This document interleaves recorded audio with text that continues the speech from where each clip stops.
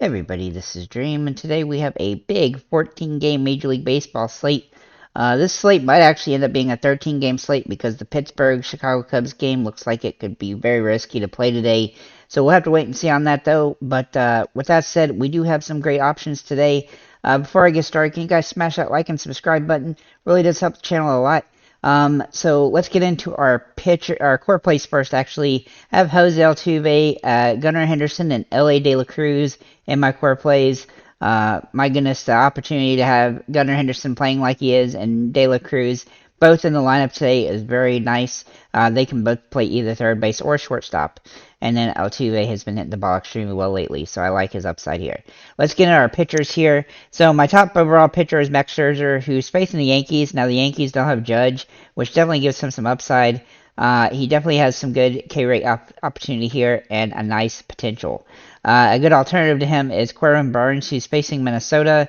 Minnesota does strike out a lot, and he definitely has some big-time upside. He feels riskier, a little bit more risky because his floor is a little bit lower than some of the other options in his price range, but he definitely draws some utility here. And they have two P1 Hail Mary options, and Hunter Brown and Zach Wheeler both have some good upside, but also have high risk with with the fact that they've been inconsistent throughout the season. For P2 options, Pablo Lopez from Minnesota is my favorite play at this price range, as he's had some rough games this year, but he has some upside in this matchup, and Milwaukee has been inconsistent. And he hasn't really gotten a lot of wins, which is a disappointment, but he's been getting a good K rate, so I do like him from that perspective. I have three alternatives to him: Joe Musgrove, George Kirby, and Chris Bassett. All three of these guys have really good potential here, though they do face not the most ideal of matchups, and they have had some inconsistencies, but they do have some utility in these matchups. As for the Hail Mary options in P2, Jack Flaherty, Alex Cobb, and Tanner Bibby all have some potential here, though they all feel high risk, high reward. I do think most of them cap out around 20 fantasy points, but they definitely have some potential in these matchups, but they are very risky. So let's go ahead and get into our batters now. And we've got some really good options across the slate today. So first for catchers, my top two guys are Salvador Perez, who's just absolutely hitting the ball really well lately. He's got good matchup metrics here and has good potential. I like his upside and home run potential. Francisco Alvarez for the Mets also looks like a great option today. He's been absolutely mashing the ball lately with lots of home runs recently, 4 in the last 5 games, and he draws really great metrics here, has home run potential off the charts, and he's very playable on this matchup. He was very close to being a core play. There's just too many core plays kind of today. Then we'll look at Adley Rutschman, who's a good contrarian play from Perez, as he draws really nice metrics here, though he does have a kind of a tough matchup, but I do like his upside here. You could also consider Chad Wallach, Connor Wong, and Patrick Bailey, and Blake Savall. If any of those guys play, they are in play on this particular slate. Then we'll look at first baseman, and we're going to look at Freddie Freeman for the Dodgers, who's extremely expensive, but he's hitting the ball extremely well lately. He's had game after game really good in the last 5 or 6, and I like his massive potential in this game. He's been mashing the ball, and I really like his upside. Vlad Jr. is a good contrarian option for Toronto, as he draws a favorable matchup, and while he hasn't hit a home run in a little while, he has some potential here, and I like it that he's kind of due for one again, and I like his upside here, and so he draws some interesting utility. Then we'll look at Nolan Jones for Colorado. Now, I don't usually take too many Colorado players, especially when they're on the road, but he's hit the ball really well in the last couple weeks. Even on the road, he's been okay, and I like his upside with the price being cheap. Obviously, he's a lot better at home, which he's not at home, but he definitely has some potential here, and he is scoring some fantasy points, so he's in play. You could also consider Otani, Yandy Diaz, Lamont Wade Jr., Jose Abreu, and Justin Turner at this position. It's a very deep position today, first base. Moving into the second base, Jose Altuve is my top option here, as he draws really good metrics here. He's hit the ball really well, even without the home runs, and he has been getting some stolen bases the last couple of games.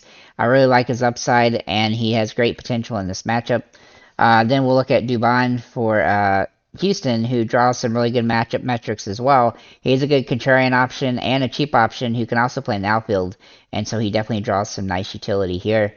You can also consider Jonathan India and Mookie Betts at this position. They both draw really good upside in these games. Then for third base, we'll start with Max Muncy, who draws really good upside here, but he's high risk, high reward as he's a home run or bust type of player. And while his batting average is bad, his home run potential is good. His price is a little bit high to make him not to kind of make him very avoidable here. Gunnar Henderson is in play as a great option. I really like how he's hitting the ball lately. He's had some really good games consecutively, and he has home run potential. As long as he's on fire like this, he's going to be somebody that you're going to want to roster today, as he's just way too cheap. Rafael Devers is also in play, though he's high risk, high reward as well. A little bit better than Muncy, but still risky, though he has been hitting some home runs recently, but he requires a home run really to pay off here. Then we'll look at Ryan McMahon, who draws some great metrics here as at same price as Illa De La Cruz. If you want to use him, he draws some really good metrics for the situation, and he's been hitting the ball pretty well even on the road lately. And then, of course, Illa De La Cruz, you can play also third base or shortstop. He has started the season extremely well. Yesterday, he actually just managed to get a steal only. He's actually had a couple games in a row now with steals. He's had 4 steals in the last 5 games. I really like his upside. He has great potential, and he is a core play on the slate. Some other options at third base are Alex Bregman, Isaac Paredes, J.D. Davis, and Anthony Rendon. Moving to shortstop, Bo Bichette is in play as he has hit the ball extremely well this year, though he has been a little bit of a slump recently. He definitely draws home run potential in this matchup and has plus metrics for this one. Gunnar Henderson and Illa De La Cruz can also play this position. You can mix and match those guys however you want. You could also consider Wander Franco, Corey Seager, and Jeremy Pena at this position. They all have really solid metrics for this game. Then we'll look for the slate, rather. Then we'll look at our outfielders. Bryce Harper is my top overall play as a top play, as he has really good metrics here. He hasn't really hit the home runs, but he's still scoring fantasy points in most games, and I like his potential here for a home run. Mookie Betts also draws great potential, and he has had some massively good games lately. Though he has not got the best metrics for this particular matchup, he definitely draws some utility here. Kyle Schwarber tends to be a boomer bust play, but he has been hitting the ball extremely well lately. Though he is, really bad batting average, he's a home run or bust guy, so you do have to take him with a grain of salt. But he's still in play on the slate. Brian Reynolds is also in play for Pittsburgh, as he's hit some really good games lately. He's had a pretty good consecutive set of games, though he's not scoring a ton of fantasy points. I wish he's a little bit cheaper. And then Randy Arozarena for Tampa Bay has been hitting the ball really well lately. He has a good metric matchup here and has home run potential as well. Then we'll get some value plays here. We'll start with Friedel for Cincinnati. He draws some really good metrics here. He doesn't have the home run upside a lot of guys do, but he's hitting the ball well, and he's not striking out much, and Cincinnati has some viability on the slate. Then we'll look at Duvon again for second base and outfield. He can play both. He draws really good metrics for this matchup. Nolan Jones, who I mentioned at first base, can also play in the outfield, and he draws some really unique metrics for this particular situation. Then we'll look at Sawinski for Pittsburgh. Now, he draws some really good upside here. He has home run potential, and he's hitting the ball pretty well the last few games. I like his upside here in a plus matchup.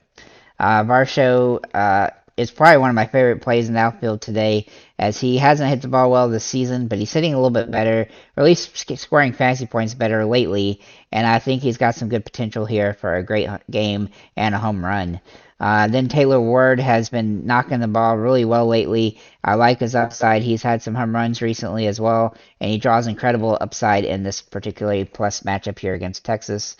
And then we'll look at Harold Ramirez, who doesn't really have the home run metrics for this particular game, but he does have good hitting upside, and he has been hitting the ball really well recently. If he draws a start, he'll definitely be in play.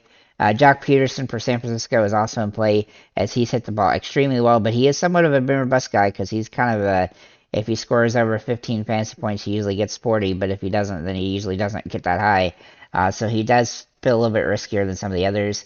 And then Chase McCormick, if he draws a start today, he'll be a Hail Mary play with home run potential on this slate. So with that said, guys, thank you for liking, commenting, subscribing. If you have any comments or questions, feel free to leave them below, and have a nice day, guys.